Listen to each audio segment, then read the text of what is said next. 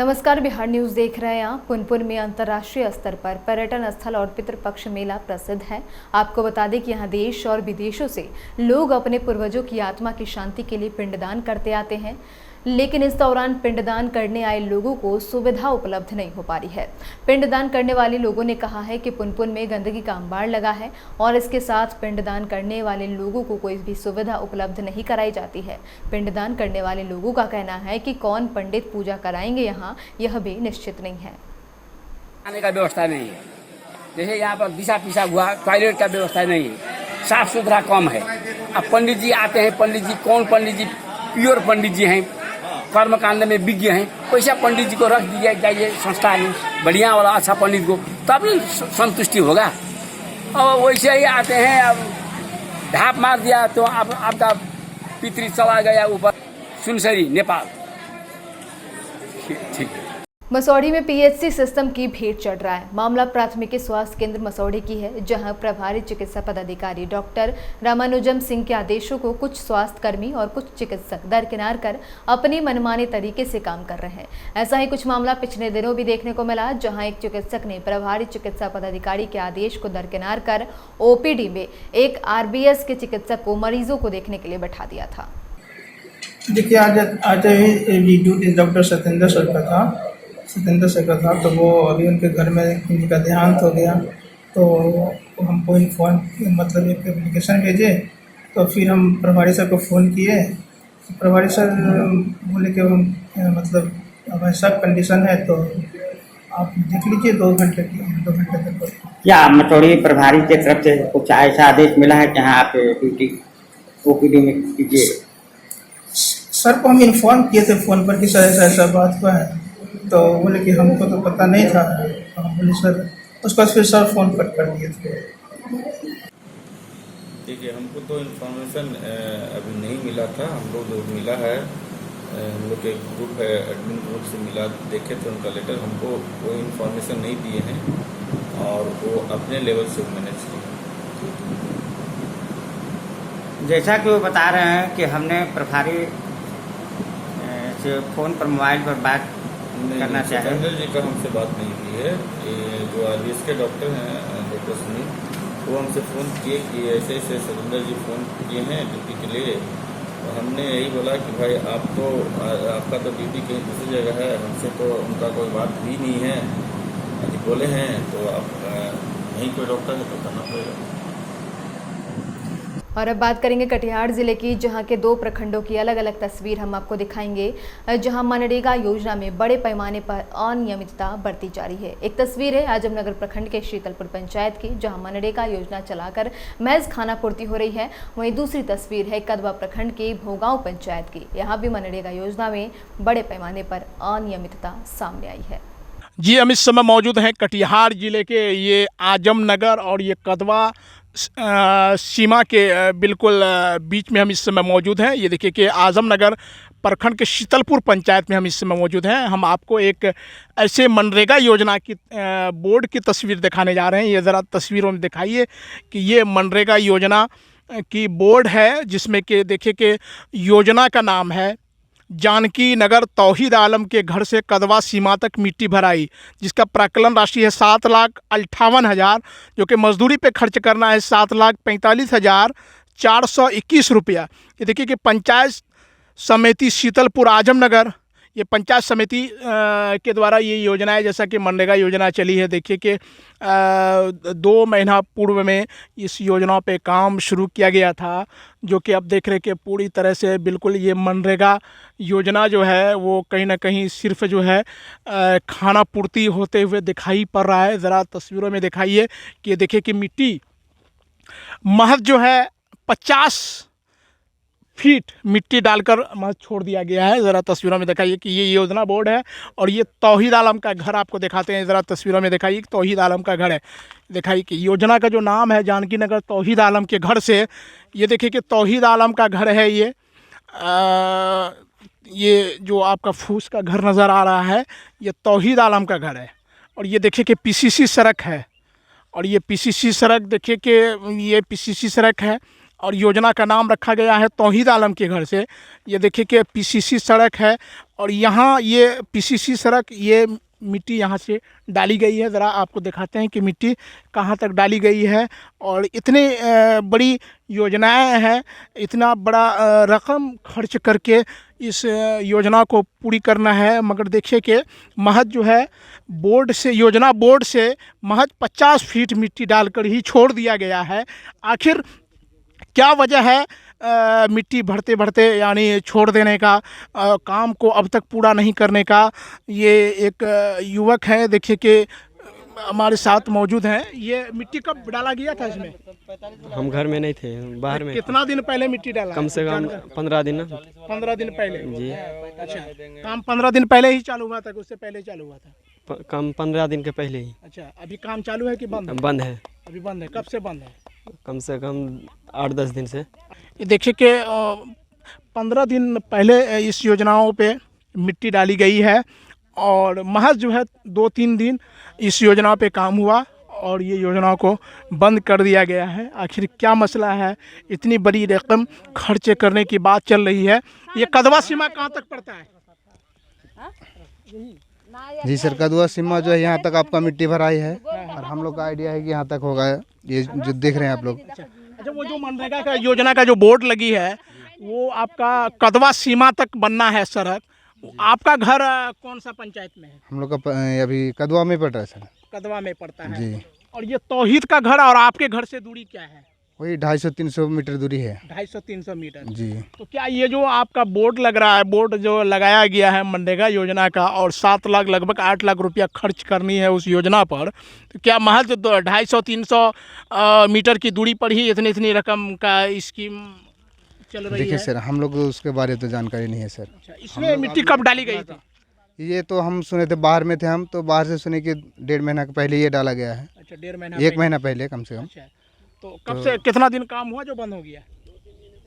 2-3 दिन में हुआ, ये बोल रहा है ना लड़का। अच्छा, 2-3 दिन ही हुआ है। बाहर में रहते हैं ना सर, हम लोग को उतना नहीं देखे, लेकिन इतना जो आपके सामने है खबर, इतना दे सकते हैं कि इतना ही हुआ है काम।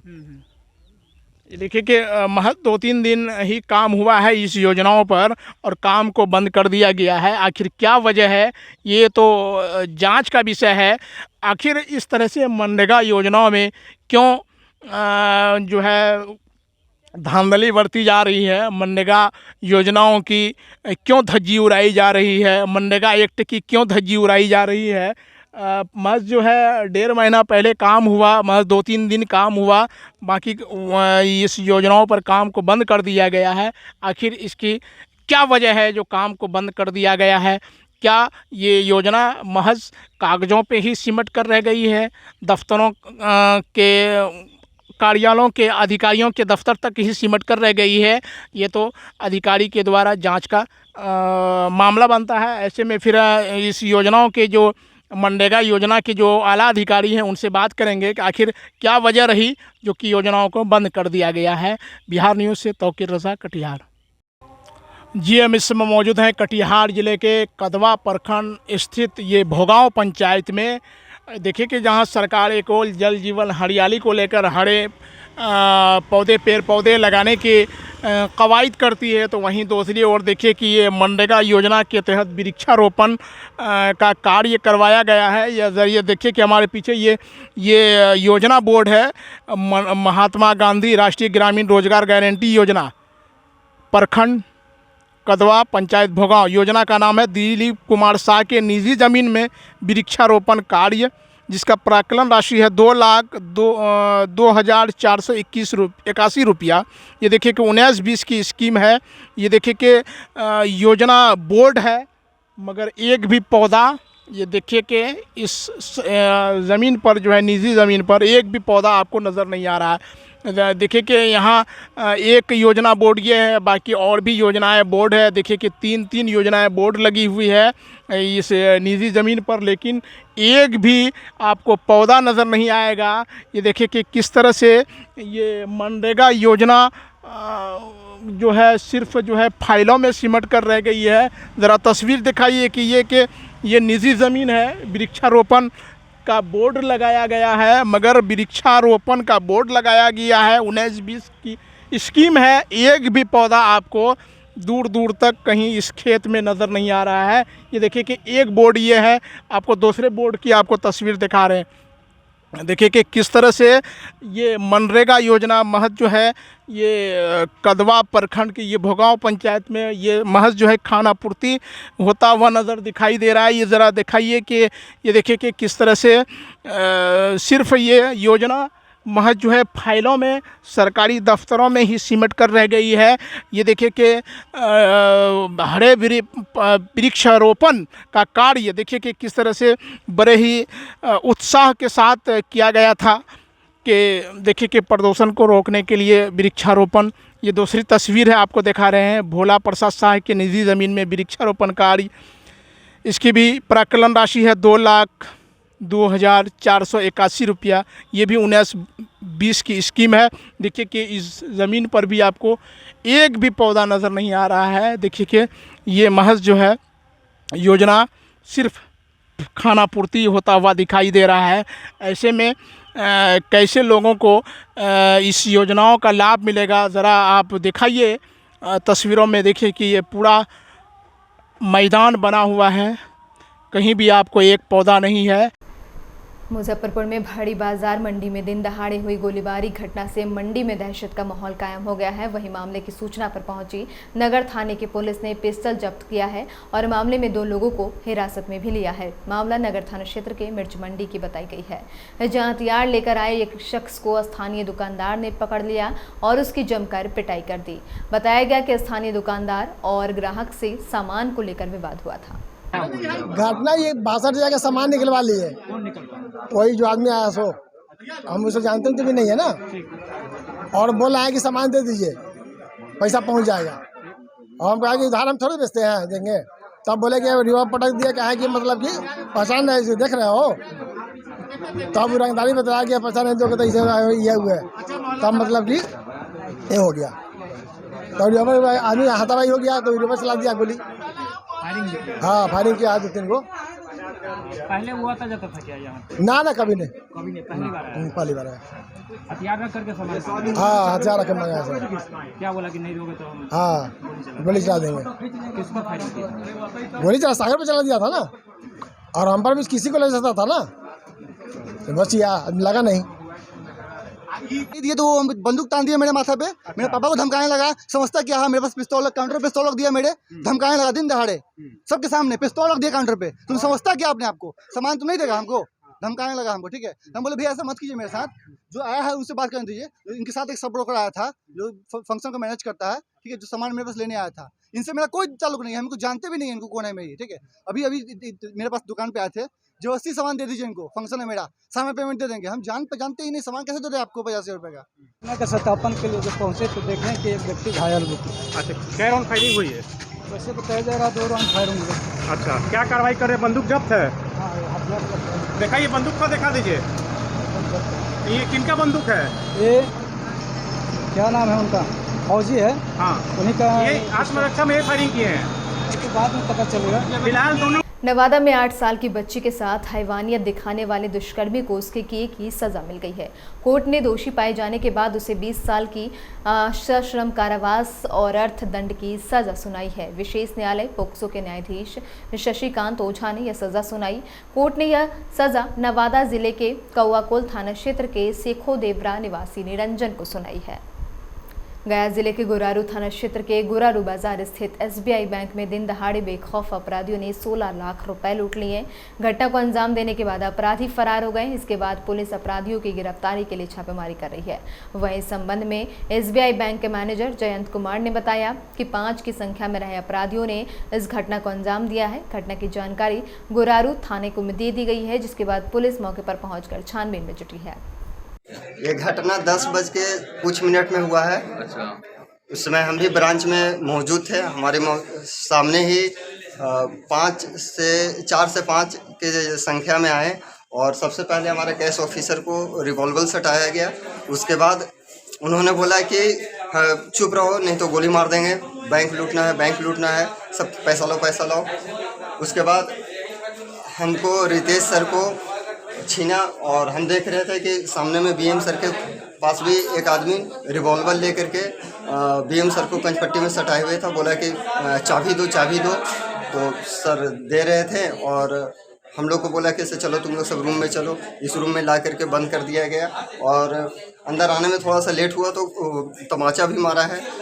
सुपौल के आदर्श मध्य विद्यालय में बिहार पंचायत नगर प्रारंभिक शिक्षक संघ की एक आवश्यक बैठक की गई, जिसमें शिक्षकों के विभिन्न समस्याओं को लेकर विचार विमर्श किया गया। बैठक में मुख्य रूप से नवनियुक्त शिक्षकों के लंबित वेतन भुगतान, अप्रशिक्षित शिक्षकों को 2 वर्षों से लंबित वेतन भुगतान, पठन पाठन की स्थिति सहित कई मुद्दों पर चर्चा की गई। इस दौरान निर्णय लिया गया कि इन मांगों पर जिला शिक्षा विभाग द्वारा समय पर ठोस पहल नहीं किया गया तो वे लोग आंदोलन करने को बाध्य हो जाएंगे। मुख्य रूप से जो है अप्रशिक्षित शिक्षक जिनका 2 साल से वेतन बाधित है, माननीय पटना हाईकोर्ट का आदेश है, निदेशक प्राथमिक शिक्षा का आदेश है, बावजूद जिला के विभागीय पदाधिकारी इन लोगों का भुगतान नहीं कर रहे हैं। अब मैं आपको बता देना चाहता हूं कि हमारे बीच ऐसे शिक्षक हैं, कपिल राम शिक्षक हैं, कहाँ गए कपिल राम जी? रमेश कुमार रमन, 65 महीना से इनका वेतन बाधित है, 65 महीना से वेतन बाधित है, कहीं कुछ नहीं है, किसी तरह का कोई शिकायत नहीं है विभागीय। और इसी के साथ इस बुलेटिन में इतना ही। तमाम अपडेट्स के लिए बने रहें बिहार न्यूज़ के साथ। नमस्कार।